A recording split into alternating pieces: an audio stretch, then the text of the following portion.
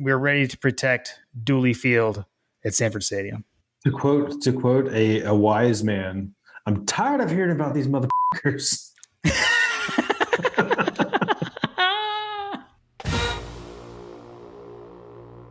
Welcome to My God a Podcast. I'm Jim Wood.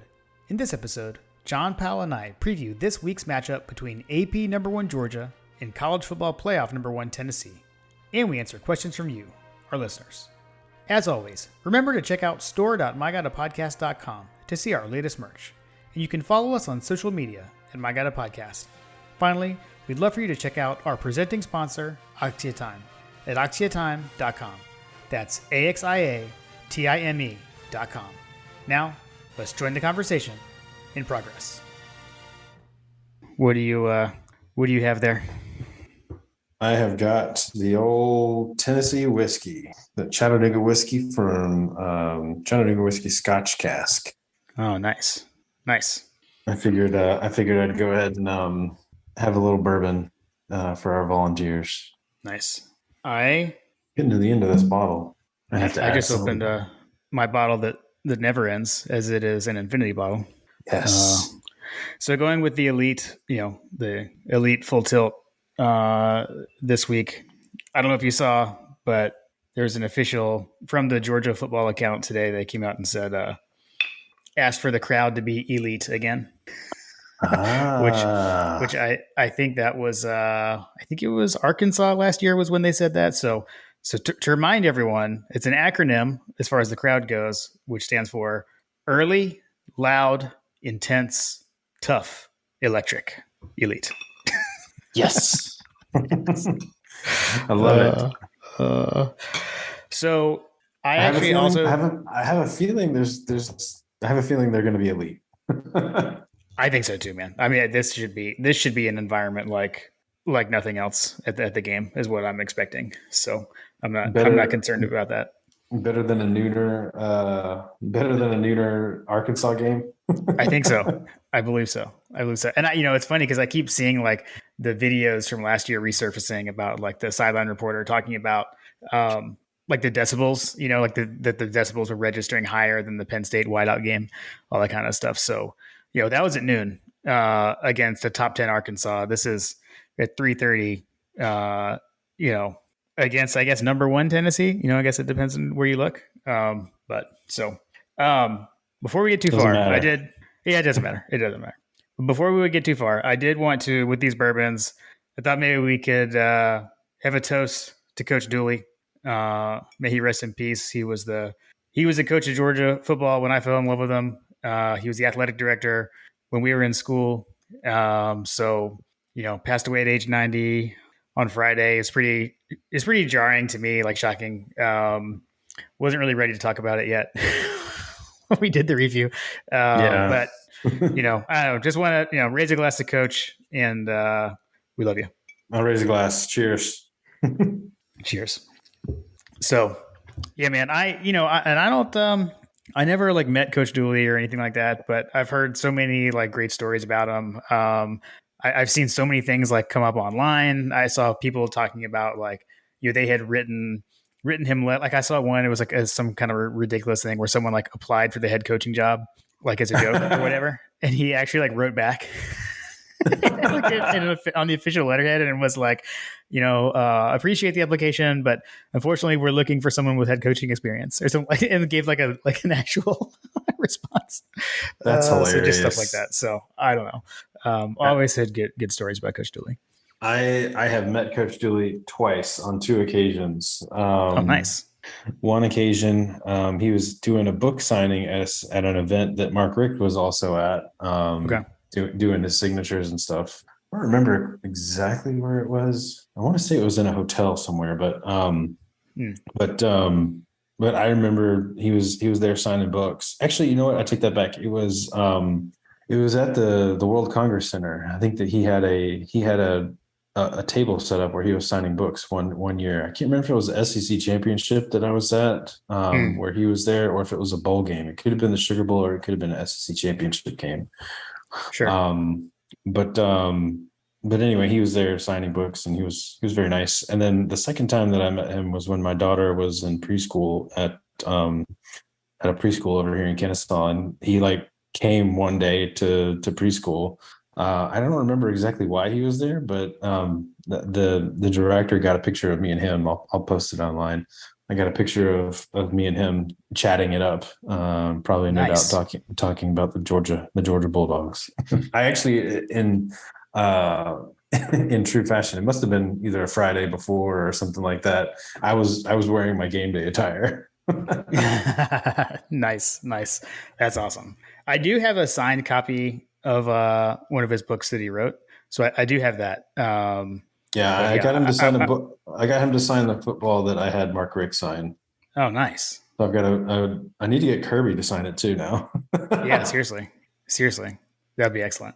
If Well, anybody, cool. if anybody out there can help me get that football signed, that'd be great. Nice. I mean, I could have just brought it with me to the Bronco Nagurski Award that one time, apparently, but he wasn't the coach yet. So, Little did you know. little did I know. Little did I know. Well, cool. Well, I don't know how to transition away from that. But let's see here. Do you I don't know, anything before we get into the matchup notes? Fun facts. Are we doing fun facts? Is that what we're No, doing, or what not are we yet. We'll doing? get to that. We can, Okay. yeah. So we can run through. Let's run down the matchup. So kickoff Saturday, 3:30, Dooley Field at Sanford Stadium. It's the CBS game of the week. We've got the not a doubleheader, so you got Brad Nessler, Gary Danielson, and Joni Dill. Second week in a row with that crew. Georgia comes into the game 8-0, 5-0 in the SEC. Tennessee also 8-0, 4-0 in the SEC. All-time series record, Georgia does lead 26, 23, and 2, which is interesting just how few times they've actually played them. This was not an annual game until the SEC expanded, in like 90. 92. I always forget. I always get that wrong. But when the SEC went to 12 teams and split into 2 divisions, that's when we started playing them every year. So that always jumps out to me looking at that. Let's see. We are number 1 in the AP poll, number 1 in the coaches poll, number 3 in the college football playoff. Tennessee is 2 in the AP, 3 in the coaches, and 1 in the college football playoff poll. So maybe we can get to that in a minute.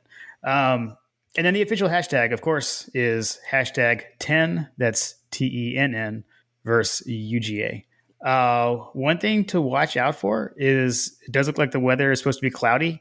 So high of 78, low of 62. Looks like 40 to 50% chance of rain, kind of depending on the time of day. I saw someone say something earlier today about like kind of 3 to 6 window. They're actually expecting it to rain.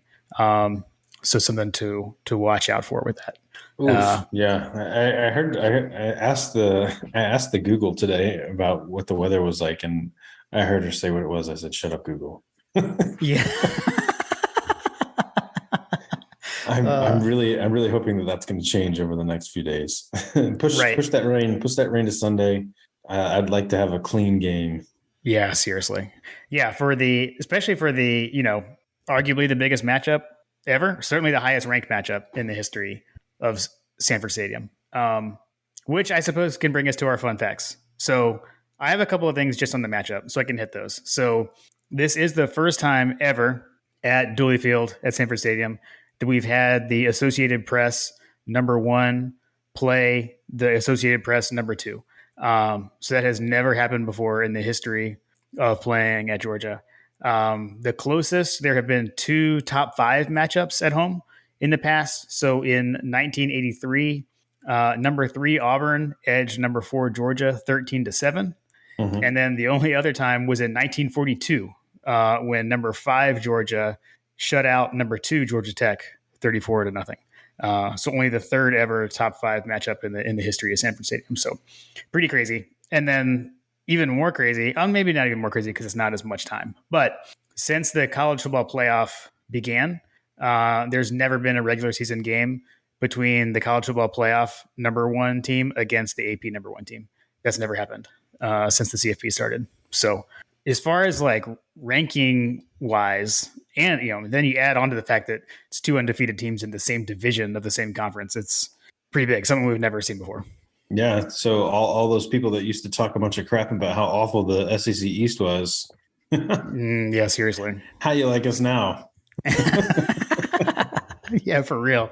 It is funny, like when you kind of look at the schedule preseason, like, like last year we were like, oh, the home schedule's horrible. And we had like, game day was there, like twice or whatever. Like, we had that. And it was from like unusual. Last year it was what Arkansas and Kentucky, I think were ended up being the kind of the big games at home. Mhm. And this year, I mean, traditionally Tennessee is big, but they've been like off the radar for years. So Right. kind of snuck up on us from the offseason, I would say. All right, you got some fun facts? I do have some fun facts. I don't know I don't know if you're aware of this or not, Jim, but we're not playing Tennessee. We're playing Blount College. Blount College. Okay. I had no knowledge of this whatsoever. They were originally founded as Blount College, which they're a Blount on our existence at this point right now, especially right now. So a blight Blount College. Get out of town. I like it. The other fun fact is they actually owe Georgia a debt of gratitude for their nickname. They couldn't come up with something themselves. So it had to be someone from Georgia that gave them some reason to exist. Okay. So in 1902, an AJC writer coined the phrase "volunteers" for Tennessee, and they used the term "volunteers" from that point forward. So they couldn't even come up with their own nickname. It had to be someone from Georgia. And then since that, I guess since then, like, can't remember when it was. I probably could have looked it up with all this, but Davy Crockett is the guy that, like, they model their little guy after. Yeah. Their meth head pioneer man. I mean, too much Twitter this week. Yeah. But yeah. So they have Georgia to congratulate for that. Okay, interesting. I did not know that. And interestingly, the reason that it was a Georgia writer is because they, I think it was, I can't remember. Don't quote me, but I believe that they beat Georgia Tech. That was how it happened. So after the Tech game, an AJC writer coined that phrase, or coined the term "volunteers." Okay. Mm-hmm. Interesting. Okay, I guess that makes sense. Back when, well, shoot, I don't know, maybe it was before, but before Tech left the SEC, at least. Mm-hmm. Actually, one thing that I don't even have this written down, but I know I read it, so I'll go ahead and say it. And hopefully, I'm remembering this correctly. But so College Game Day will be there. And so if you're wondering, Georgia is 5-2 when hosting College Game Day all time, and we've actually won 5 in a row when Game Day comes to Athens. So if those kinds of things matter to you, that's how it goes. I'm curious, what were the 5? Because how many times has Game Day been there since Kirby's been here? Yeah, well, so I think it was twice last year, right? Because yeah. So there's the Arkansas and Kentucky. I'm pretty sure they were there for Notre Dame. Am I not? I think maybe I'm wrong, but that would be 3. Yeah, and I don't know. I didn't do that. Like I said, I didn't even have the thing pulled up anymore from 5-2. I just saw that earlier this week and it just popped into my mind. I do know, as far as like, if you're wondering where they will be set up, they are set up on the Myers Quad. So that's where Game Day will be. Marty and McGee is also going to be there. They are going to be by the Special Collections Library. There's a little, there's a little quad out in front of that. So they'll be over there. The other thing, the reason I asked about the Game Day stuff was because I feel like that, much like many narratives since Kirby Smart has come to Athens, I remember when we were in college and it was like we were so fearful of Game Day coming to school. Yeah. Even like after I graduated, we were so fearful because it was like, oh my God, we're going to embarrass ourselves in front of national television. I remember that was the vibe. That was the vibe, that we were going to choke or whatever. And yep. Kirby, like, that's why I said, like, what 5 wins on the trot are we talking about? Because I feel like it's got to be all Kirby, right? See, this is where I don't know. It may not be. Well, he's a big part of it, obviously. So yeah, absolutely. I don't have any fear. I don't have any fear of Game Day coming in and us not being able to put up a show.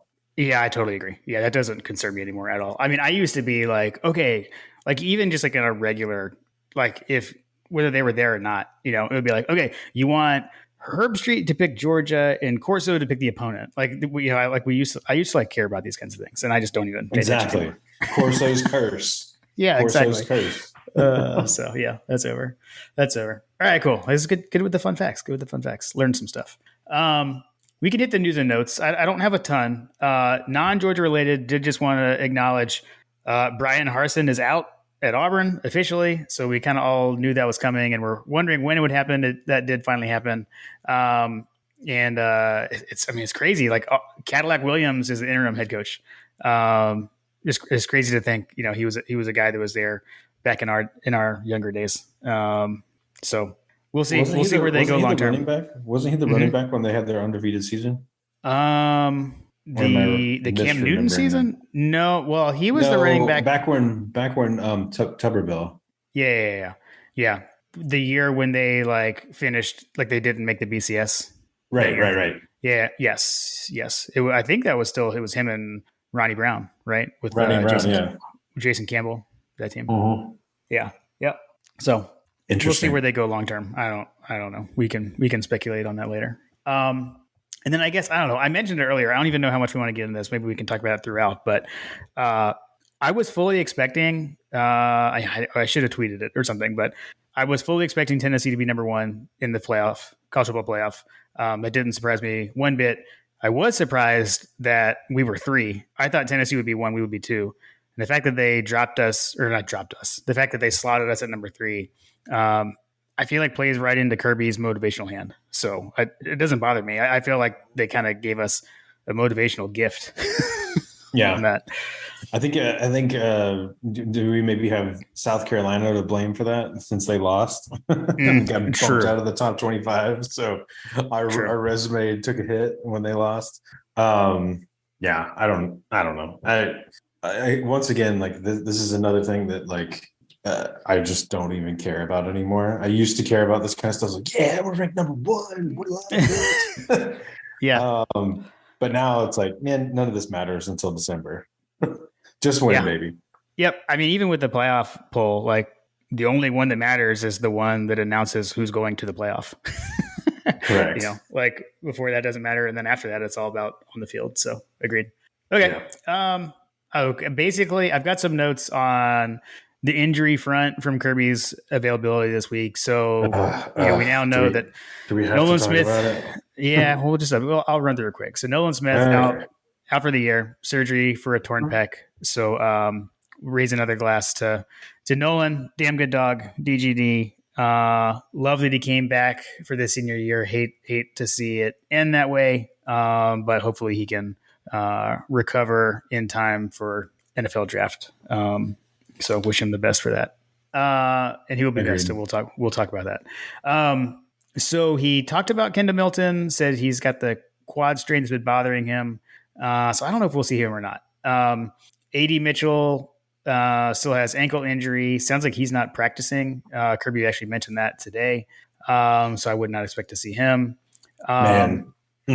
Yeah, it's brutal. And then I think he actually used the word hopeful on Wednesday about him. So I think he got the hopeful kids to death today.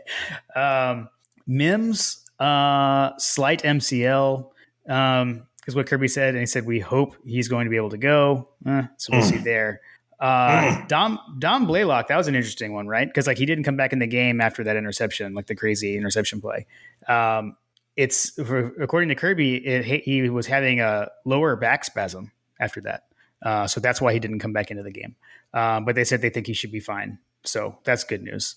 And then the only other thing, that was the only injury stuff that I saw. Only other thing I did want to call out, because we had talked about this on the bye week, was how much time would they spend on Tennessee? And Kirby did admit that they did spend time on Tennessee during the bye week. Now he added that they spent time on 3 to 4 teams during the bye week. Right. But which I think you said would have been criminal if he wasn't, right? Yeah. So they definitely were doing some look ahead work, which is good. Well, as we saw, whatever they did for Florida was fine. So I'm hoping that that's going to transpire and transverse onto this week as well. Okay. Cool. All right, man. Let's dive in to the game. When we'll just go through our normal progression. So we'll start off with what are we looking for when Georgia has the ball. I usually kind of jot down some things about some players and things like that, but this time I couldn't resist looking at their coaching staff. So you'll see some familiar names. Rodney Garner is their defensive line coach, so he's a longtime Georgia defensive line coach. Uh, Mike Ekeler is the outside linebackers coach. May remember him as well. And then our good buddy Willie Martinez is still the secondary coach at Tennessee. So take with that what you will. I know, I know we tend to beat up Willie Martinez. So we'll see how their secondary can handle our receivers. Isn't it third? Is it still third and Willie? Yes. We'll find out. We'll find out on Saturday. I think that I actually did not realize that there were so many former Georgia coaches on that right on that coaching staff. So that's interesting. Yeah. It's sure. Also going to be interesting as we get into some of the more like statistical stuff, especially as it relates to the defense. So yeah, were they? So yeah, so he was the secondary coach in 01 through. So Kirby was on staff with him. True. Yeah, that is true. Yeah, because Martinez he was secondary coach until he got promoted to defensive coordinator. And that also means that Kirby was on staff with Ronnie Garner. And I'm not sure when did Elker. I think Ekeler was a lot later because Kirby was only here for like 1 year, and he was the running backs coach. Well, as we all know from that time period, like Ronnie Garner was here for decades. So yeah, he was here forever. He was here forever. So I think that probably bodes well for us because he was an unassuming assistant at that point. So he probably picked up some tendencies from those guys, is what I'm guessing. And gotcha. Clearly nothing's changed from Willie because you'll see later as we start talking about the opportunities we're going to have on offense. So. Yeah. So, I mean, with the offense, like, I guess for me, I'm just looking at this, some kind of anecdotal stuff. Like we're hearing a lot about the playbook and being kind of being more wide open. Like if there's anything that's been held back, no need to hold back anymore. Like we're going to see everything there. I mean, I think like, I just feel like I want to see us, I don't know, like kind of do what we've been doing. Not so much do what we've been doing, but like figure out what is working. I assume Monken's going to kind of poke and prod and find what works, and then let's stick with it. I mean, I think that's pretty much what we did last year. Last year we were able to create so many matchup problems with James Cook, right? Like James Cook was heavily utilized in this game last year. We had where he went in motion and was a single coverage, and the whole stadium, Bulldog Nation watching on TV knew we were going to Cook. Right, that kind of deal. Like that's when that started really happening. So, and that actually, thinking about it, like I don't remember that we had done that much, a whole lot before that game last year. So, what does Monken have in his sleeve, up his sleeve to pull out in this game? Maybe some little wrinkles, and I'm not so much saying like trick plays or anything, but just maybe some concepts that we haven't seen as much. And like, are we going to see some things where he's like setting something up, and then does a variation of it, and it hits big. So. I don't know. It'll be interesting to watch that, see how Monken calls this game. Yeah, agreed. I think that I'm hoping that if we start seeing some drops, if there's a situation where people are dropping balls, that they stick with what's worked all season long, which has literally been the tight ends. So I expect to see heavy doses. I think they had their most targets all season in the last game, right? I think there was like 14 targets on tight ends last game. So you mentioned like mismatches and things like that. Like I could absolutely foresee a situation where Brock Bowers gets flared out in motion and some poor hapless linebacker is tasked with guarding him down the field. Right. Yeah, seriously. Yeah. And then, I mean, I feel like, last week we talked about the fact that Dajon Edwards was the leading rusher on the season, and it kind of felt surprising. And like at this point, I mean, he is the team's leading rusher, right? So I am curious to see how much we're able to run on these guys, because we actually ran on them a lot last year. what do we have? I had that up earlier because we had like 200 something yards rushing against Tennessee last year, I believe. So I don't know. I love to run the ball, obviously. So don't know if we'll be doing that or not. But yeah, we had 274 yards rushing against Tennessee last year. So Yeah, I mean, that's a lot. I don't know that we'll replicate that, but so one thing that Rodney Gardner was always pretty decent at was recruiting a pretty decent defensive line. So that's interesting, given the fact that they're like statistically pretty much on paper. I mean, we're slightly better, but like all intents purposes, they're pretty much on par with us in terms of being able to control and contain the run. Now, I don't think that they've come up against an offense that's nearly as good as us. I think all season, like, I mean, I don't think that they've played anybody that's as efficient as us. And conversely, we haven't played one that's as efficient as they are, you know, as explosive as they are. yeah. But you know, the Achilles heel and where this thing kind of where the rubber meets the road against this team is that, man, third and Willie. I mean, Willie Martinez is the defensive backs coach. Like, Yeah. I mean, this game on paper seems like it sets up so nicely for Stetson to throw for like 400 yards if he wanted to. I mean, the AR-15 threw for like 300 something yards on these guys, and we saw what he was able to do against Georgia. So True. I don't know, man. I always thought that this game would come down to how Stetson played, and I think that still holds true based solely on the fact that if he starts throwing interceptions, we're screwed. But if we don't turn the ball over and he protects the ball and he starts making good throws, like not that he hasn't all year, but like, you know what I mean? Like I'd like to eliminate some of the drops. I'd like to eliminate some of those floaters that he's let go, where he's had guys open and wasn't able to hit.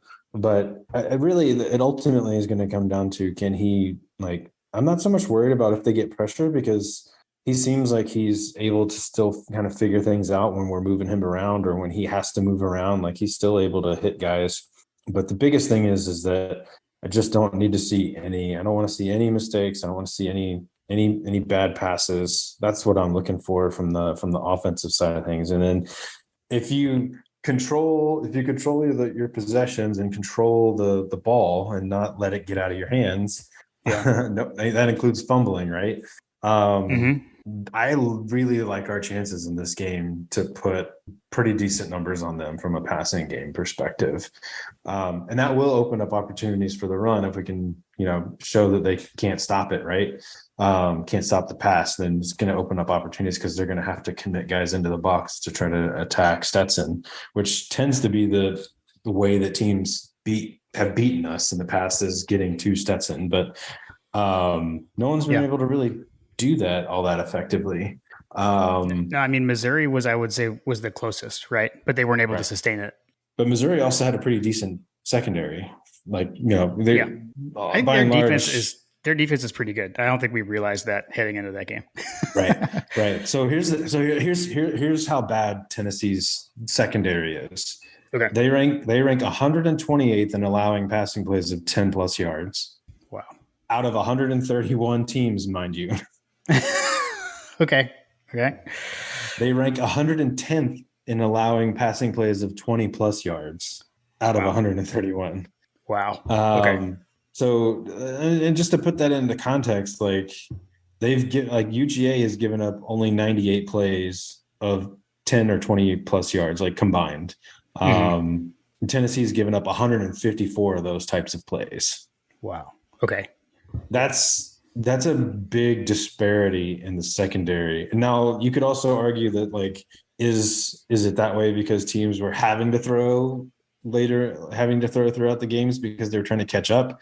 You might be able to make that argument, but either way, like, those plays are going to be there. Like, I don't think that, I mean, we've seen it we saw Alabama was able to move the ball pretty effectively. I mean, like I said, the Florida game, and I would say the Pittsburgh game would also be another decent indicator, because they're like a middling, you know, whatever ACC team. I can't remember what conference they are. They are in the ACC these days. Yeah.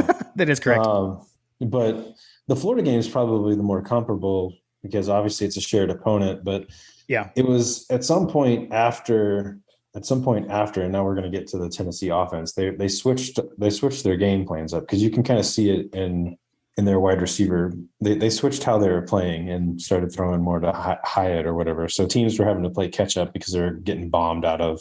Gotcha. They're getting bombed out of the game. But Yeah. I mean, the defense, their defense doesn't appear to be very dangerous. Now, like I said, I still think that we're going to have to commit to continuing to try to run the ball. What I fear, and I think that you are kind of in that same boat, is if we get behind, does Monken abandon the run and unnecessarily so kind of thing? Yeah, and that's where I feel like in this game, like, and that's my thing with this one. And get not to get too much into their offense, but like if we do get behind, which is possible, right? Like I feel like being behind is okay. I'd love to I use like the tennis term, like staying on serve, right? You know, like if they score a touchdown, we score a touchdown, and we're trading a little bit early, and touchdowns and field goals, I'm not so much worried. If we get behind multiple scores, what are we going to do about that, right? Like, and I just want to see. That's where I was saying, like, I want to see us kind of stay the course. No need to press, and let's play offense like we trust that our defense is going to figure things out, kind of like they did last year.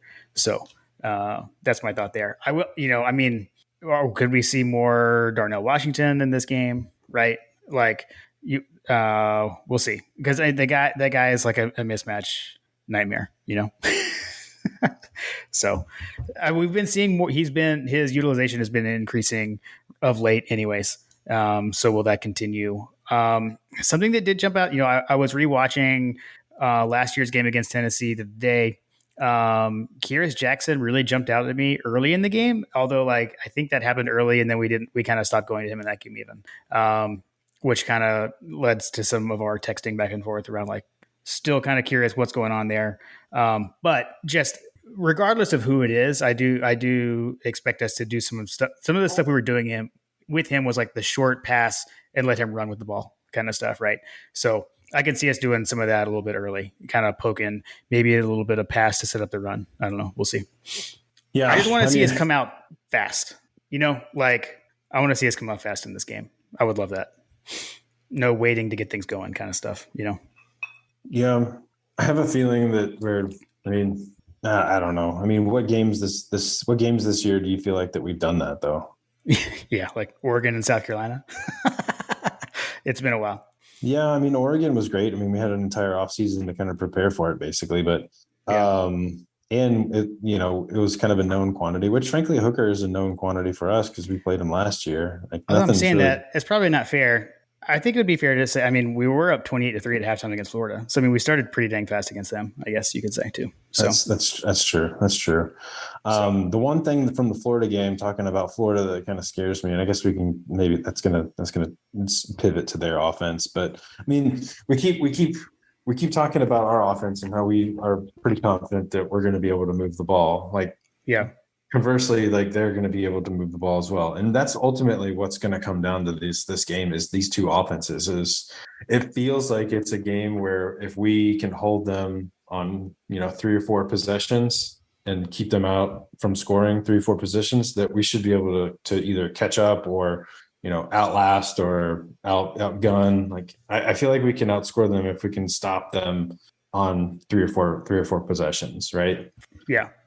Agreed. That's kind of how this matches up, is that we just need to make sure that we don't give them more possessions than they need, if that makes sense. Yeah, agreed. By turning the ball over. And that's where controlling the ball, scoring in the red zone, like taking advantage of our opportunities when we get it, obviously scoring touchdowns more so than field goals, but like this does kind of feel like that, if you start punting and, start getting behind, that things could potentially get murky for us. But I do think that we are good for multiple stops in this game.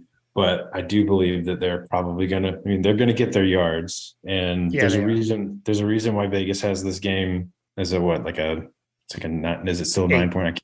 8 point last I saw. Yeah.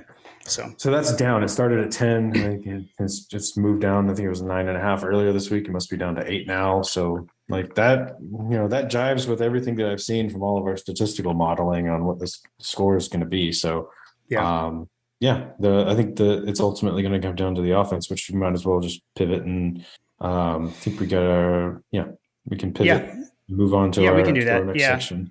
Yeah. So, before we get into the when Tennessee has the ball, just want to remind everyone that season 3 of My God a Podcast is presented by Oxia Time. If you want to commemorate the Dogs' national championship in style, you've got to check out their Georgia National Championship timepieces. One thing I want to call out, I'll be there on Saturday. I'll be out and about, tailgating and such. And the images of these watches on the website are terrific. But you really, if you want to see it in person, fully appreciate the quality. I'll be around. I'm going to wear my watch. I wear my watch to every home game I go to now. Like we've talked about before, John, I actually like the release from my Apple Watch that I also have. It's kind of nice to not be getting all those notifications throughout the day Yes, on a game day. Kind of lets me, just focus on what's going on in Athens and with the game the whole time. So it's pretty cool. I agree, and it's also like one of those things where my watch isn't like telling me to get up and move when I'm sitting there watching football, enjoying beverages. So Nice. I like it. I don't have to worry about that with my national championship watch from Oxia Time. Yes. Exactly. And then one last thing, just exclusively for our listeners, you can get 10% off these timepieces by using the code MyGodAPodcast at checkout. And one last reminder, if you want to get this as a holiday gift for someone, you definitely want to get your order in early, no later than Cyber Monday, to make sure it gets here in time for Christmas. So be sure to go and check them out at axiatime.com. That's AXIATIME.com. All right, so let's transition into the Georgia defense. So what we're going to be looking for when Tennessee has the ball. One thing that I guess I kind of wanted to start with was just the environment. So we talked about how loud Sanford Stadium was last year for the Arkansas game. The team is calling for the crowd to be elite. Tennessee has only played 2 road games so far this year. So they played at Pittsburgh. That was an overtime game, and then they played at LSU. So obviously that's a hostile environment, but that was like an 11 a.m. local kickoff. So they Right. had this Tennessee team has not had to deal with something like this yet this season. So I think that's an important thing to watch out for when you're looking for maybe some false starts, the crowd kind of making an impact there. And then our buddy John Tweet Sports put together a nice graphic. So in Athens since 2017 under Kirby Smart, Georgia is 32-1, 7-0 versus ranked teams, and 3-0 against top 10 teams. So pretty good track record of late. And I don't know that's on our side as well. Excellent. Let's see. Hendon Hooker, obviously, right? Quarterback. He's been dealing 156 of 219 for 2,338 yards, 21 touchdowns, and only 1 interception this year. He's also got 73 carries for 338 yards and 4 touchdowns. He is their leading rusher. They're a bit of a running back by committee. So Jalen Wright and Jabari Small are pretty similar on carries, both right around 475 yards. Wright's got 5 touchdowns and Small has 8. And then the receivers, the guy that everyone is hearing about is Jalen Hyatt. So Hyatt kind of burst onto the scene this year, 45 catches, 907 yards, and 14 touchdowns. So Tillman is back. He's been hurt a lot this year, though. So he's got 21 catches for 268 yards and a touchdown. But John, I know, we like to say joining the conversation in progress. So one of the things we were talking about earlier was Hyatt and kind of him bursting onto the scene this year. He was there that last year and he didn't really do anything against us. Yeah, It's interesting. He wasn't really a factor, but like I mentioned earlier in the episode, there was a pivot, and it appears to have happened around the Alabama game where Hyatt just was able to burst onto the scene. Now, I really don't know. The guy had 207 yards, 5 touchdowns versus Alabama, which is, not anything to shake a stick at. Yeah. He's averaging over 100. He's averaging over 100 yards a game receiving, I feel like, or pretty close to it or something like that. But the guy has burst on. He had 207 yards versus Alabama, 174 versus UT Martin, 138 versus Kentucky, and a couple touchdowns in each of those games. But they clearly see something in him that wasn't there last year.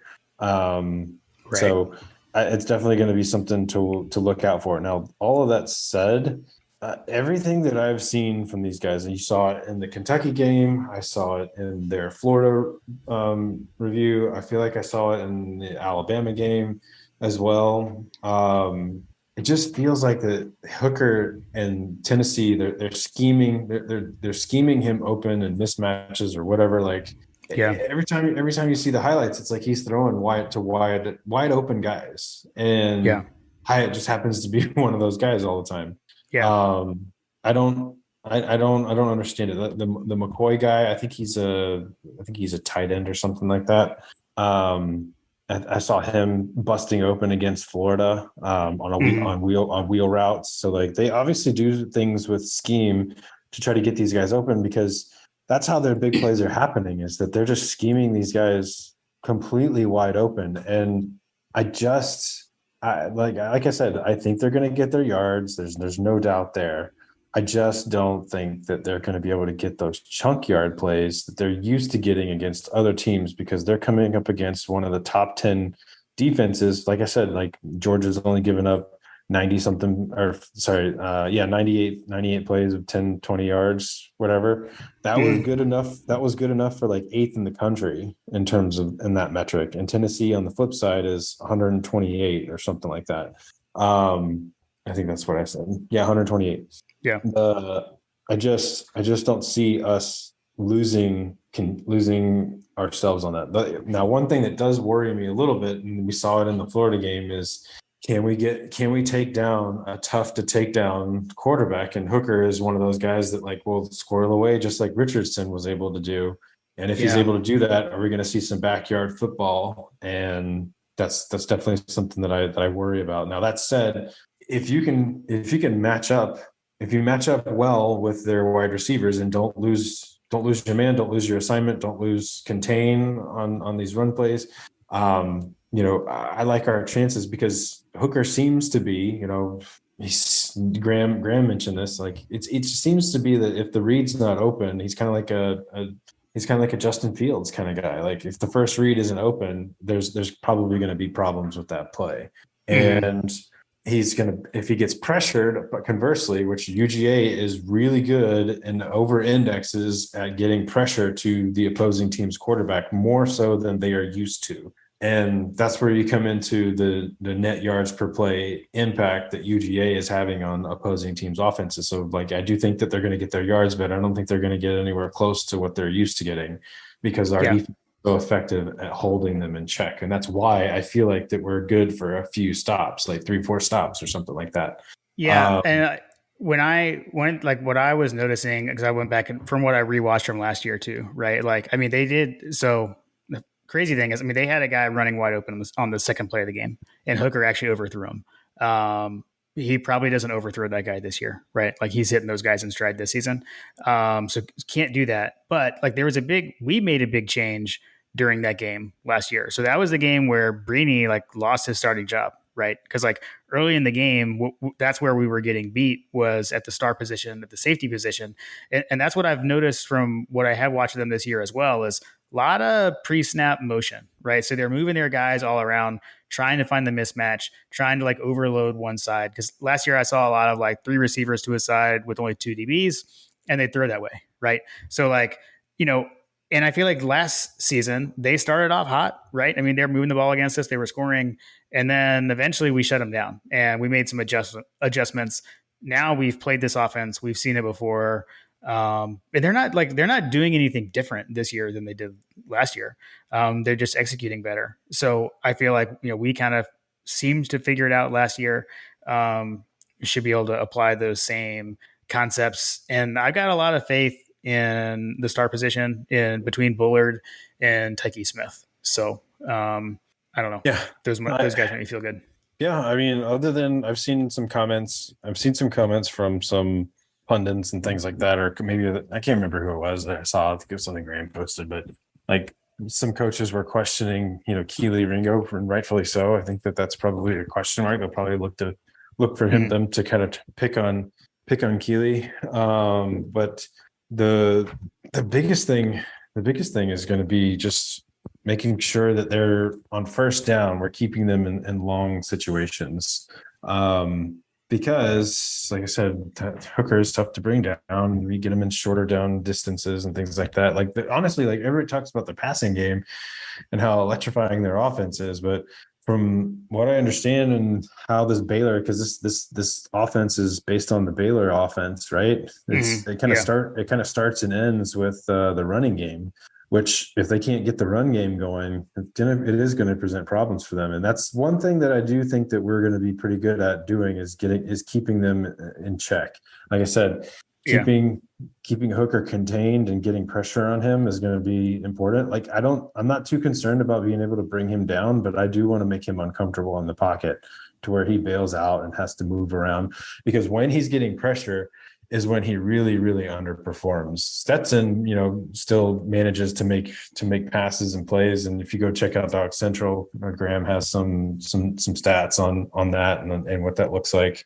But if you get pressure on Hooker, he tends to break down, and that's where we've got to get pressure on him. I'm not worried about necessarily taking sacks or getting sacks on him, but that obviously would be nice. But we just need to get guys hands in the air, in his face, get him comfortable, get him moving a little bit, and some good things are going to happen for us. Yeah, and one of the names that didn't get mentioned earlier when we were talking through the injury stuff was Jalen Carter, because he is back, right? And so we saw an immediate impact from him against Florida last week, and it sounds like he is like full go for this game. So that's huge. That's huge for on both the pressure note and then also stopping the run, right? So which is going to be very, very important in this game. Yeah, because he'll be able to take two guys on. They'll probably be double covering him and things like that. Yeah, we'll see. Like I said, as long as we can keep the game in front of us, and not let their wide receivers run free behind us. Yes. I really like our chances here. And again, if our offense doesn't turn the ball over, maybe we get it. We luck out. One thing that Tennessee has been really good at this season is feasting on turnovers. They are +8 turnover margin, and UGA is 0. So, that's one area that we have not been particularly good at this year that we were pretty good at last year, is getting turnovers and getting interceptions and things like that. Obviously, we have a new defensive back coach. Maybe that's part and parcel with some of that, but I think that's going to be something to watch, man, because like I said, they're used to throwing to wide open guys and taking advantage of the turnovers that other teams are giving them. If you do that against this team, that's a recipe to lose this game. Yeah, I mean, as it is with any game, right? I mean, turnovers are always a great equalizer. So, protect the ball. You say that. I mean, we had three turnovers in the last game, and we were still able to overcome it. But like a team like Tennessee. A team like Tennessee, like if I were to tell you before the game, Jim, like, hey, we had 3 turnovers in this game, like, how do you feel like it ends? Yeah, right? No, we can't do that. We can't do that again. We cannot do that again. Yeah, for sure. Cool. I had a couple of anything else on, I don't know, Tennessee's offense or defense? Because I got 2 special teams notes. Nothing on that. It will be interesting to see like how, because I believe that the plan is to, because Chambliss came in for Nolan Smith, and as we saw in the third quarter, that was not good later in the game, because he kind of struggled. So that was something else that I think Graham had mentioned over on Dog Central, was that I think that, like you said, this in the game last year, Brittany lost his starting job. Like, I think that they're going to pull the hook on people if they're losing their assignments in this game, because this is a game that we absolutely have to have perfection. Yeah, agreed. So agreed. Cool. Let's see. For special teams, I mentioned Mike Ekeler earlier. He's also the special teams coordinator, so another former Georgia coach having an impact there. And did just look up their kicking situation. So Chase McGrath is their place kicker. He's 45 of 47 on extra points. So he has missed 2 extra points, and he is 11 of 15 on field goals. So he hasn't kicked a ton of field goals, I guess. Although he did have that knuckleball to beat Alabama, for what that's worth. Right. Which I thought was short, by the way, like when I initially saw it live on TV, but It was clearly it was not. really close to being short. It was. It was. All right. Yeah, Well, special teams is special teams is going to be interesting because they're both fairly close. You say special teams and turnovers, so yeah. Jackpot actually is he's top 10. He's top 10 in scoring, and Chase McGrath is not too far behind, but he's definitely not top 10. So I think the edge there is on us in terms of like actual place kicking. Mhm. But the avenue that we have shown propensity for this year is we can't have any muff punts this year, this game. So I'm hoping that Yeah. we can Well, shore and I that was gonna up. say too, like even like thinking like the Florida game last week, right? Like how many times did we run the kickoff back where we probably should have had a fair catch, right? Fair catch gets you to the 25 now, and we had multiple times, which like sorry Kyrgios, because I think it was Kyrgios most of the times, but like he was fielding the kickoff and returning it and getting tackled short of the 25. So something to watch there. That's something that I don't know. Like what is Tennessee's like coverage? What are their coverage units like? But something to watch for. There was a stat actually. I sent it to the boys. I sent it to the boys earlier this week. Tennessee actually is one of the top teams in average starting field position.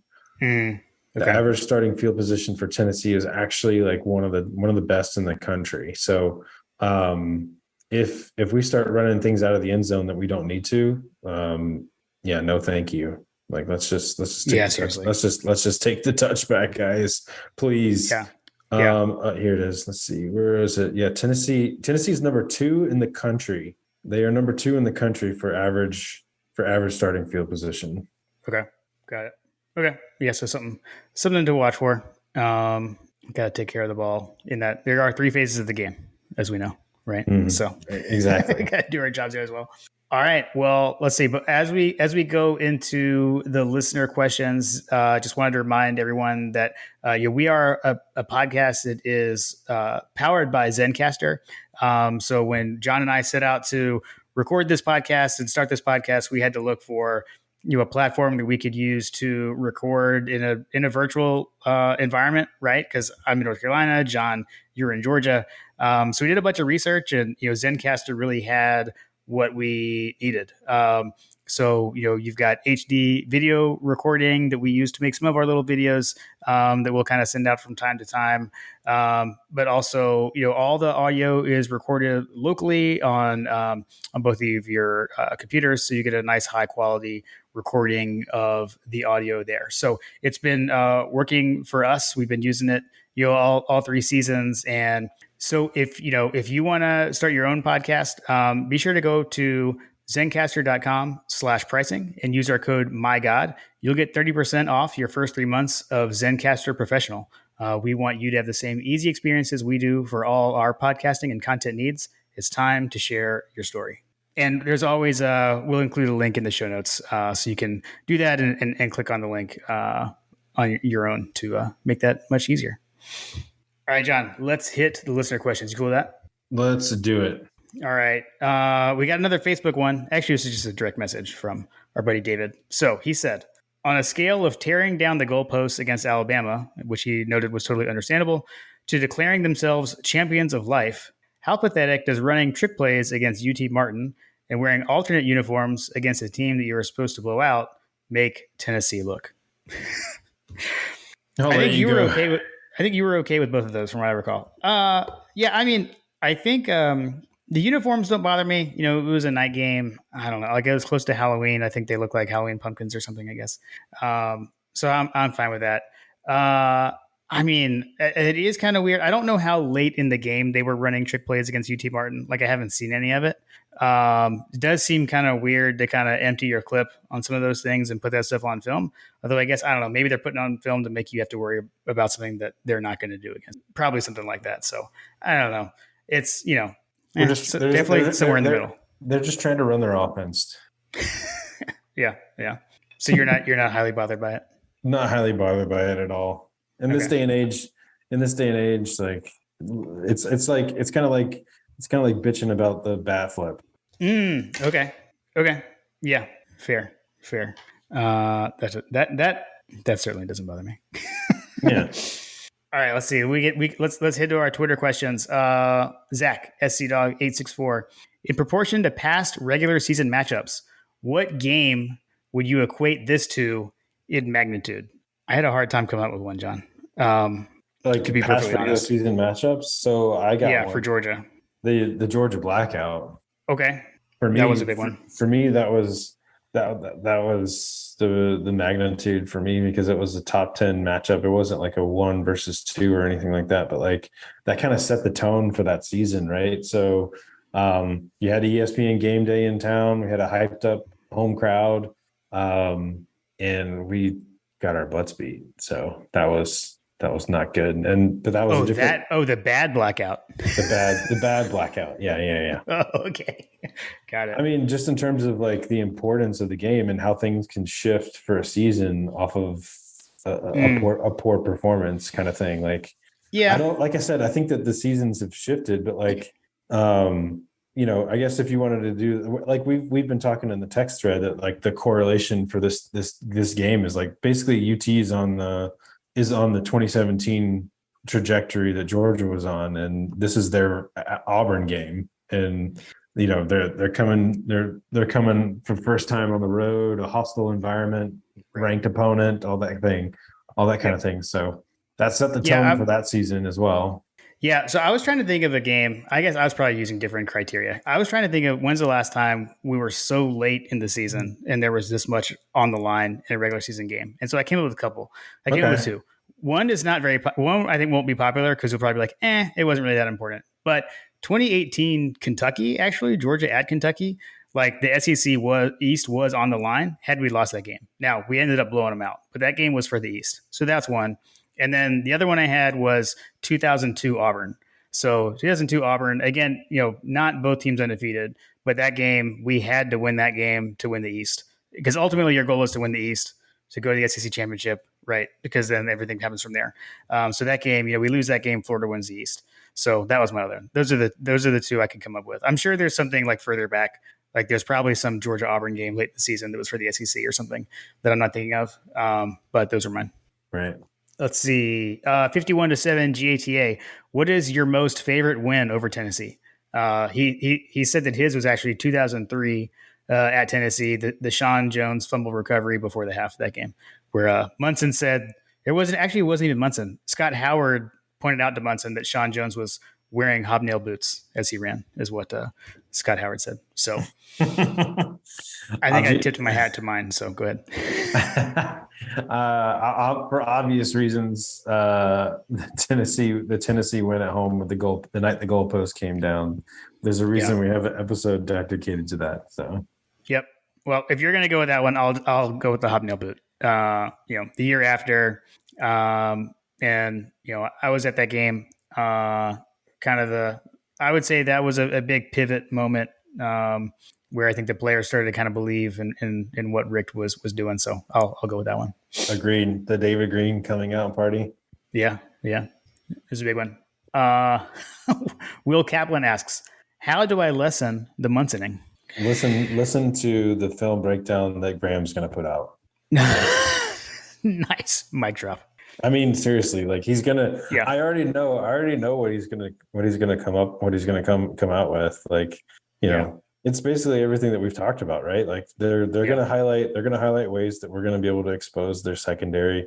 They're gonna highlight opportunities that we're gonna have on offense and the things that they've been able to feast on defense, like against lesser defenses that we're just not going to be able to do. And so, like, if you really want to do that, go and listen to what Graham and Josh are going to come up with, and John probably, I think he's also participating in that as well. But I don't think they haven't posted that, right? I haven't seen any updates on it. There's a chance they're doing it like right now. I know they've got their Florida review. I haven't seen a Tennessee preview yet. Right. So beyond that, go and watch the Florida game, because after our Florida review, I think I told you, Jim, I think I told you this, but like after we recorded, I went back and like watched the game. I went back and watched the Tennessee Florida game. Yeah. Okay. And I was just flabbergasted at what I saw. So okay. That's sage advice. I like that. I was just gonna say, like, if Munsoning, what's it gonna get you? Mine is much more like nothing concrete, but just you're not gonna gain anything from it. No need to worry. I'll go ahead and say it. I'll go ahead and say what I saw from that game. Florida is one drop away from having a Mm, very substantial shot at taking down Tennessee. yeah. If their wide receiver doesn't drop that pass, as as they were trying to get closer to have a closer shot at the end zone, right? And so their wide receiver dropped the ball, and that made the fourth down play like impossible, basically.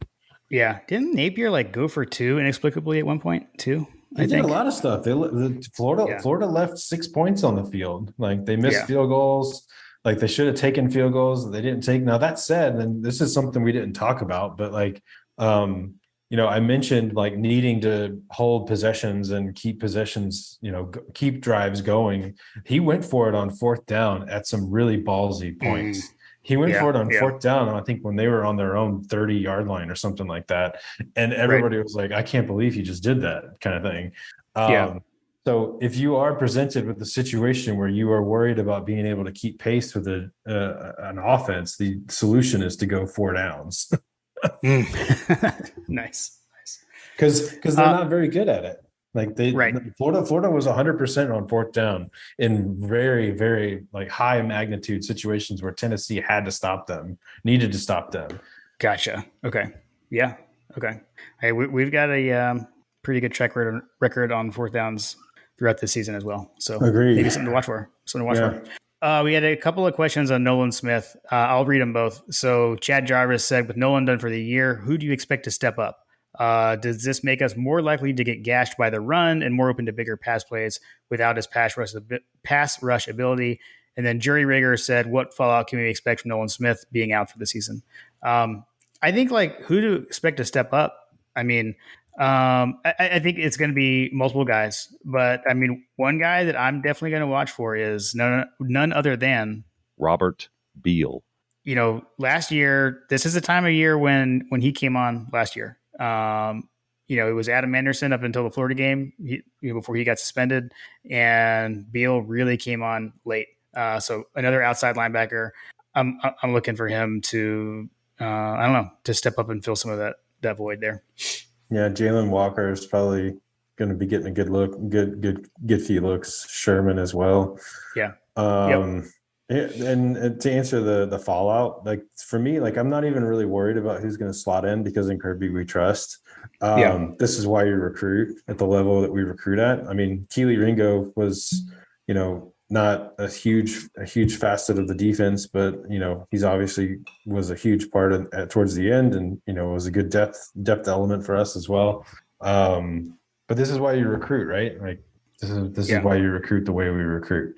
The biggest fallout for me that I'm worried about is the communication, because he's the Nakobe Dean element on the field. I feel like even though he's not in the middle like Nakobe Dean was, he still was a big part of like the communication that happens between all positions on the defense, like pointing things out, like talking to guys, like all that kind of stuff. He's a leader on the field, right? So that to me is going to be a big loss on the field, because it sounds like that he's still going to be participating in everything off the field. Like they're basically going to treat him like an assistant coach now at this point, right? Right. I was just going to say that. Yes, correct. Yeah. So, yeah. I mean, to me, I think it's fallout. Yeah, and it's just can whoever is in there set the edge like he can, because that's one of the places where he excels. I mean, he's one of those guys that doesn't. Nolan Smith is one of those guys that doesn't always show up on the stat sheet. But I know he's very highly thought of by NFL scouts because of the way he plays and just watching how he's impacting the game, even though you may not see it in the box score. So, I mean, but again, like you said, man, that's why you recruit next man up. And that's what Kirby said in the press conferences. It's next man up. Someone's going to have to fill the shoes. So, yeah, for sure. All right. Benjamin, does Arian Smith get more than one snap? And then he said, will we see A.D. Mitchell in 2022? I mean, to me, it's a clean sweep of yes and yes. I mean, I think Arian Smith does get more than one snap this game, and he has been of late, anyways. And I think we'll see A.D. Mitchell back. I don't know how far out he is, but I think we will. I think we'll see him back before the season's over. Yeah, I think he'll be back. I don't know. Where do you think? Like the Georgia Tech game, something like that? Yeah, I mean, yeah, I would love to get him back. I mean, so different injury, but that's what we saw with Pickens last year, right? Hmm. I mean, we saw Pickens return to that game, get him a few snaps, get him comfortable heading into the SEC championship. We're a long way to go from being in the SEC championship. Obviously, have to win this game plus more. No one's clinching the East by winning this game, by the way, because we've got more games to play. But it definitely puts you in the driver's seat. So, but yeah, Right, right. I think it would make sense logically just based on that, if nothing else. Arian Smith is a full go. I actually think that they probably have some things packaged up for him. Would love it. Would love to see it. Let's see, John Michael D. I'm not totally sure. He said to clarify, we have ran away from the total number of sorry Carters over. So I think we had set it over under for the season, and I think we're way over it. I guess is his point there. So that's funny. Hey, sorry Carter. You got to keep track of these, John. And then he said, is there a more annoying sound than Rocky Top? I cringe if either of your answers is yes, because I haven't heard that yet. I got to tell you, I've been preparing myself. I've been singing it all week long just to get myself. I'm getting my reps in. I'm getting my mind right to just prepare for it and just be able to sing like F you Rocky Top. I'm just getting used to it. You might as well just embrace it because you know you're going to hear it all game long. It's kind of like so here's my answer. The more annoying sound is when Florida was good. You remember that song? You know that song that they play where it's like da da da. Yes. Oh god. Yeah. That song. Yeah, that's yours. Okay. Which it's like Jaws. They take Jaws and then turn it into like their fight song, I guess, or some version of it. It's like, you're gators, you're not a shark, but I digress.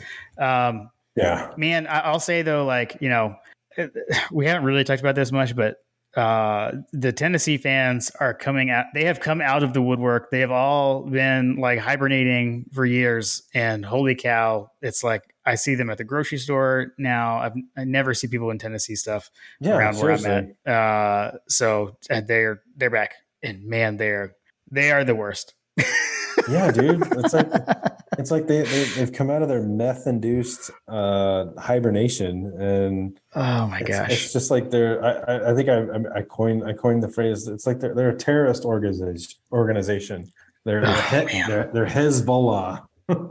they had kind of lulled me to sleep over their years, because I mean I despised them in college. Yeah, dude. But they were a lot better. But like it's like I had almost kind of sort of forgotten how annoying they are. I remember, and so like all this is like giving me flashbacks to my college years, and I remember Tyler Turner and I, like, we would go to the Tennessee games, and I remember explicitly, it wasn't for football, it was for basketball. But when we went to the basketball games against Tennessee, man, those people were just absolutely awful. I remember, I remember everything about it. And yeah, man, it's like just having flashbacks to how awful they are. And like people that have been super quiet on Facebook are now like posting about their team. And it's like, where you been, bro? Like, yeah, seriously. Did y'all just like stop playing football the last few years? Like, come on, man. Yeah, it's so frustrating. So sorry, we went off on a tangent, but that's okay. As we tend to do. I hate Tennessee. I don't like them either. Let's see, Micah. Hey dogs. What is the biggest thing y'all think we can do to mitigate Hooker's deep ball threat? He had a couple other let's see, player that scares you the most and your favorite UT memory. So we hit on our favorite games earlier. I don't know. Is there anyone that scares you more? I mean, is it Hyatt that scares you the most, or is it Hooker? Where do you rank them? It's going to be Hooker for sure. Like if Hooker has a great game, if Hooker is playing like Heisman level ball, like that's probably not going to be good for us, right? So like the offense begins and ends with Hooker. Like if Hooker is untroubled and unjostled or whatever, like he's gonna pick us apart. Like it's just a matter of time. if he sits in the pocket, can't make the first read, and I guess that may be the key is like what is Hooker's first read looking like? Is if we can cover up that first read, I really like our chances to stop this offense. Okay. So yeah, I think it's that. Oh, go ahead. I don't think we're gonna have like there's a reason we're ranked where we're ranked in terms of the rushing attacks. So I don't think that we're gonna have any problem with that. Holding contain on Hooker, like if we can keep him in the pocket and keep him stressed out, like that's where this game is going to be won is keeping him stressed out. And conversely, it's the same thing for Stetson too, frankly. But yeah, that's where I think like so the first question was the biggest thing we can do to mitigate the deep ball threat. I mean, I think I was going to say pressure, right? And again, to your point earlier, not necessarily sex. So I think it's the pressure and taking away that first read. So I think those are kind of two things. Disrupting timing and getting him moving, getting Hendon Hooker moving. He does not like to move and throw. That's true. Yeah, usually he tends to tuck and run, right? He doesn't throw so much on the run. Let's see, Fletcher Proctor. If Georgia wins this game, and I'd like to think we will, has Kirby earned the reputation of being the best big game coach in college football? ESPN keeps overlooking Georgia because defense isn't sexy, but Kirby Smart has our fans not fretting over a game like this, unlike prior regimes.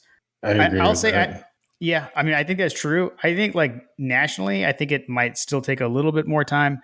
To say like the best big game coach, I mean, it's that's Saban until he retires. Historically he has been, but I think this can right a lot of past wrongs, and this will go a long way to continue to keep quiet those old narratives that have been quiet ever since January 10th. Wasn't there? I feel like there was a stat that like someone had put out there that like since the road loss to Auburn in 2017, that we've gone on a run where we've only lost like one game or something like that. I can't remember. That was the thing. That was at home. Or the thing I was talking about earlier was the John stat on the Georgia at home since 2017, or starting with 2017. Yeah, I feel like I saw a stat like against ranked opponents or something like that, against AP ranked opponents since 2017. Like we've gone on like a significant run since that point. Like basically like since we lost to Auburn on the road, like So the one that I have, that was the one that I read off earlier from John, was strictly just at home. So this includes the 2017 season. In home games, Georgia is 7-0 against ranked teams, and Georgia is 3-0 against top 10 teams at home since 20, inclusive of 2017 and onward. So, yeah, I need to find that. I need to find that. I can't remember. I saw it, but I obviously didn't write it down or anything. But that's like me with the game. Since we lost on the road to Auburn in 2017. Basically, it was like a wake up call for Kirby Smart in terms of playing ranked opponents. That plays into your question. Gotcha. Yeah, I would say that the tides are shifting in that regard for sure. Yep. Let's see. Dwight Doodadog says the obvious question: over under on the number of times we hear Rocky Top this Saturday. He said the clicker starts when the team runs out of the tunnel pregame until 0 to the end of the game. He says he will pledge to keep an accurate count. I actually came up with a number earlier today, and then I didn't write it down, and I forgot it. It was like 4.5, I think. I think that was my number. I'm not going to, and I don't want to predict. It is what it is. That's my number. Yeah, a billion. Because they'll play it no matter what. they're just going to play it anyways. That's true. I wasn't taking that into account. That's fair. This is not Coach Trill's over under. So I'm taking this with the It doesn't matter. Tongue in cheek. Yes. Fair. Let's see. Gator Hater. How sweet will it be to watch Georgia beat the number 1 ranked college football playoff team twice in less than 12 months, this time in Sanford Stadium? He said, this time I'll be in my normal seat on the 45-yard line, 40 rows from the field instead of 45. On the 45, 2 rows from the upper deck. #GoDogs. So would be sweet, Gators. This is This is like one of Josh's really good buddies, John, by the way. So he goes to the Florida game with Gator Hater. So shout out, buddy. Would be sweet. Would be a huge win, and like we said earlier, probably the biggest matchup wise, ranking wise, etc. home game ever in Sanford Stadium. So it would be pretty awesome. Kyler Dennis came in after that, and this was tongue in cheek, by the way, but he said, "Do you think we will rush the field after such a historic victory?" So, no. Are we to win? No. That's the quick, simple Kirby answer. No. No. Lula 34. Y'all know my hatred of this team. Will this game be, I'll have a beer or two and relax in the fourth quarter when we're up big, or will it be breaking out the Jefferson's Ocean before it even starts to numb my fears? I'll be breaking out the bourbon before kickoff. I'm just gonna throw that out there. So like, I mean, buckle up, because there's a reason why the spread's like 8 points, 7 points, whatever, 8 points, 9 points. This is going to be a tight game. It's going to be tight. Like I said, I think it's going to come down to a handful of possessions. I mean, that's ultimately what I'm expecting here is who can play perfect for the entirety for 4 quarters. Is it going to be Georgia? Or is it going to be Tennessee? And based on the talent index, like the blue chip ratios, I like our chances. I mean, talent trumps pretty much everything in this game in college, and the only teams that have been able to trump Georgia have either been teams that we just weren't ready for yet, and in the I go back to like 2017, 2016. Beyond that, it's the Alabamas of the world where blue chip ratios are greater than ours, or had been greater than ours. That's now changed to be basically a push. So knowing that we are vastly out talent them, I'm leaning towards Georgia in this, even though breaking news, the John and Grammer like throwing out like where the public betting is going on this game, talking about the money is all on Tennessee. 80% of the bets and 93% of the money is on Tennessee, which means that someone's going to come up poor. Well, that the only thing I'll say there is you do have to remember, like, we say these guys are good and stuff like that, but they also want to make money, and so I don't know. Watch out for that. That's all I'll say on that one. Yeah. All right, Jason Huggins. True or false? This will be the biggest crowd on campus of all time. I think, to me, it's going to be hard to beat Notre Dame, because I think I'm trying to remember, we like added seats or something for Notre Dame. We had to add seats. All right, so here's a question, clarifying question. Yeah, go for it. Biggest crowd in terms of like stadium capacity, or biggest crowd in terms of like Athens capacity? Fair. He did say on campus of all time. So that is true. But on campus could mean a lot of different things, right? Like on campus. Okay, just in town. Are there going to be more people in town for this game than any game ever? 1,000%. You think so? Okay. To quote John, like, he's got those Tennessee guys that are renting out restaurants and things, rooms in restaurants and things like that. Like, there's a reason why this game is the most expensive game of all time. Yeah. Yep. I agree. There and again, like, Tennessee has been in the wilderness, and they're all coming out of hiding. And I mean, they're excited, they're confident, they want to support this team. So I think that's a good point. It was a much farther travel for the Notre Dame folks. So yeah, that's a good point. I was looking at stadium capacity type thing, but in the aspect of on campus, I agree. I think that's fair. Yeah. And game days here yet again, right? For sure. I mean, it's going to be it's going to be wild on Saturday. I'm heading into town, and I'm not going into the game, so right. Yep. There's going to be a lot of folks like me out there watching in the parking lot. Right, for sure. And then his last thing is the Dogs will win this game because of blank. You go first. I'm going to say because of our defense.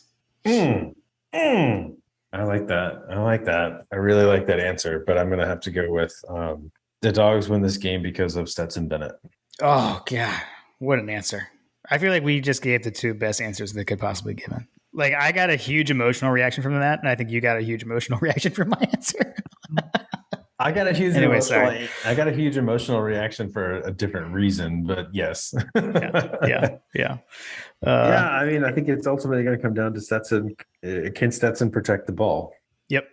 If that answer is yes, we win. If the answer is no, we don't. Sure. I have to add, my sister said, my sister did text me. It was like, John needs to stop saying like what's going to happen to keep it equal because all those things happened against Tennessee. So we're going to knock on wood right now. I'm knocking on my head. So Mel, it's okay. It's okay. A reminder that what we say does not actually matter. Yeah. We're over such things. And I knocked on my head. So we're good. And then Jason did close out with the tailgate will be in Fuego this Saturday. So Jason, we hope to be able to stop by to see you. All right, that wraps it up for the listener questions. So thanks everyone for submitting. We truly enjoy the engagement. Much appreciated. And now it is time. Oh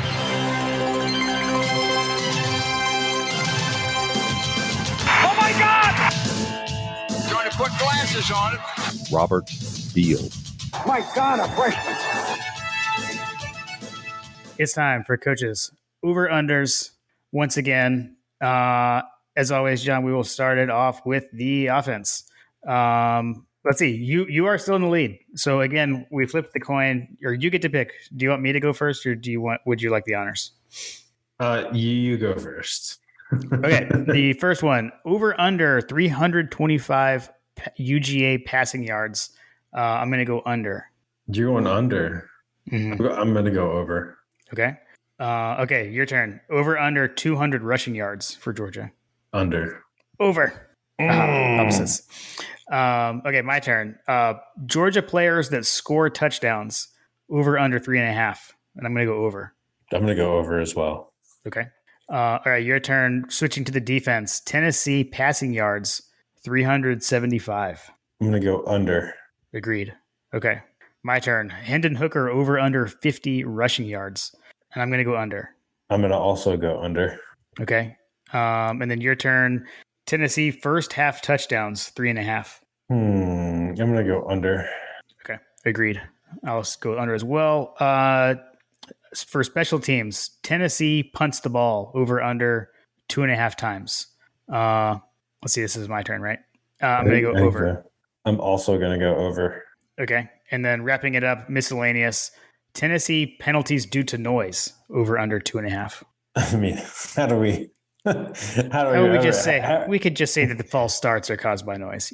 Like that kind of thing. Over. Agreed. I also have over. So and I wrote that down ahead of time. So we didn't discuss this, but Tennessee is one of the most penalized teams in the country. They are ranked number 124 out of 131 teams in penalties. And conversely, the University of Georgia is ranked 15th. Wow. Okay. That's a good nugget there, John. I like that. I was saving it. I was saving it for that over. For the over under. Nice. Yes. Nice. Now conversely, some of those folks that maybe have watched the Alabama game, Tennessee ranks number 21 for opponent penalties per game. Penalty yards per game, I guess is what I should say. But yeah. So does that mean opponents have a lot of penalties against them, or not? Exactly. Or a lot? Interesting. Tennessee has benefited from a lot of penalty yards. Man, I feel they're basically getting over 60. They're 65. They're basically getting 65 yards in penalties per game versus teams. I mean, between that and the turnovers, because a lot of times turnovers, like the way, interceptions, whatever, but like fumbles, it's the way the ball bounces sometimes and stuff like that. Like, I don't know, man, it's like everything's been going their way. Maybe that can change on. Conversely, Georgia is ranked number 100 in opponent penalty yards at 47, but roughly 47. Okay. They're getting 47 yards off of penalties. So, okay. So we're not getting a lot of yards off of penalties. We're not getting as much, obviously, but in a game of inches, right? Yep. This game is going to come down to field position and turnovers. So, buckle up. Yeah, man. Coach did have a bonus one, and this is more just a statement. tears during the Dooley tribute, and he said too many. So agreed, coach. Agreed. So there is going to be, by the way, they are going to honor both Vince Dooley and Charlie Trippy at this game. So there'll be official stuff going on. I know the team is, my understanding is I think they're going to wear a decal on their helmets for Trippy. And I think there's going to be a patch on the jerseys for Dooley. So pretty cool. Heck yeah. Win for Vince. Hashtag win for Vince, y'all. Heck yeah. Heck yeah. All right. Well, coach, as always, thank you for sending in the over-unders and thank you for tracking them now. That's a new addition for season 3 is that coach tracks our over-unders. Tracks our record. So we're doing our best. We're doing our best to increase your experience, dear listener. That's right. That's right. I don't know how much I like that we're tracking it because now you're beating me, but that's okay. That's okay. We should have like a little trophy, like the Dundies or whatever. The coach, Coach Trill's, the Coach Trill, the Coach Trill trophy. We totally need to do that. I don't know, Coach. We'll talk about that on Saturday. And I feel like I don't know. Coach. Like, are you going to provide us with a trophy? Like, I don't know. We'll see. We'll see. People are asking. All right, let's do the predictions. So moving into the final predictions, I did just refresh to check, and I haven't seen any line movement. So Georgia is favored in this game by 8 points in Vegas. The over-under is set at 66 points. That gives us an implied score of Georgia 37 to Tennessee 29. So, right there, this is in stark contrast to the other games this season, right? Like right off the bat, very different to what we've been seeing. But hey, we've been saying, can the SEC East step up? And folks are always talking about the home schedule, et cetera. So we're getting at this game. Let's see the CBC R2 Sam, our buddies over at Chapel Bell Curve. They've got this game. Their model has Georgia winning 36.3 to 24.6. Odd Shark, we look at, they've got a super close game. So they've got Georgia wins. They've got kind of funky numbers, but it's 29.6 to 21 is what they've got. So I mean, everyone is predicting a tight game. Like you said, buckle up. This is going to be. I guess we don't know, but we'll see. It's leaning toward a game to live up to the hype, but we'll see. I mean, we'll find out. We'll find out on Saturday. Where are you at with this, John? Or do you want me to go? No. I mean, you go ahead. Okay. My general thing is, I've been looking at it a bit like, okay, here's where I'm going to go with this. Earlier from Hug Dog's question, right? He said the Dogs will win this game because of, and I said the defense. And so I did take a look at how is Georgia's defense impacting our opponent's average points per game.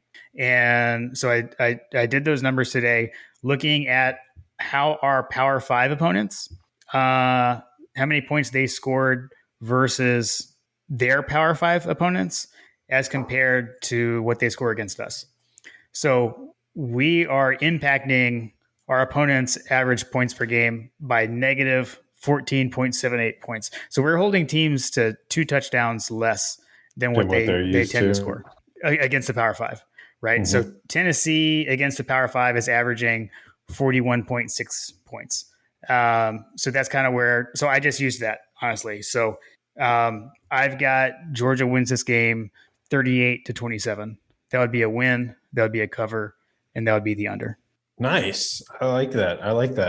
I went with a gut. I went with my gut at first. And then I took a look at what the eggheads have to say. Okay. So I'm going 34-24. And I'm going, that reason is because that's what I initially was thinking for this game was 34-24. If you take an average of the CBC scan, CBC R2 Sam, the implied score and the Odd Shark predicted scores. If you take an average of all three of those items, that's what you get is 34-24. Okay. Nice. I like it. Should, it should be an epic showdown, right? It's going to be fun, man. I mean, we're basically a point off between the two of us, which is, I know. greater than, yeah, I don't know, man. I think that this, there's definitely a realm of possibility where, if they start turning the ball over, that this game gets just like it did last year. You know what I mean? Like, Yeah, for sure. It could. there's could. also conversely a realm where if we start getting loose with the football, that this game ends up being very bad for us too. So This is one where like I do feel like the realm of possibilities are kind of all over the place with this one, right? I will say, here's what I'll say. Like Kirby, I mean, I go back to the home record, right? And I mean, like, just look at what Kirby has done at home. If you take away his first season, which that was a transition year, right? The only home loss is that loss to South Carolina, and that was this is nothing like that. That was noon kickoff. The players were asleep. They weren't ready to go. They weren't taking them seriously. They were not focused. That is the only game we've lost at home. So because of that, like that's where I feel like that statement, like to me, I want to rule out the like us getting blown out because like I just don't see us being not focused and stuff like that. We're going to be up for this game. Like I said early, the playoff ranking number 3, they're going to feel slighted. Kirby's going to use that. They're going to be motivated and they're ready to protect the home turf. Man, we're ready to protect Dooley Field at Sanford Stadium. To quote a wise man, I'm tired of hearing about these motherfuckers.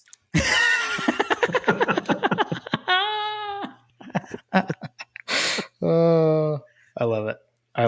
So yeah, man, I think that he's gonna have them fired up to play. I'll go back to the lean on this as far as like the vibe check for the various fan bases is Tennessee put out a graphic or put out a social media post from their official account talking about how they were number 1 in the country. And none of the other teams in the top 10 or whatever, none of the other teams put out anything because Tennessee's the only one that hadn't been there before. Yep. Or maybe it was Tennessee and TCU or something like that. I can't remember. I can't remember. Yeah, there were 2. I don't remember what the other one was. Yeah, but Tennessee for sure was commenting on their social medias about them being ranked number 1. And all I got to say is welcome back, mofos, because you're about to come down to earth. Yeah, I would just love to take this away from them.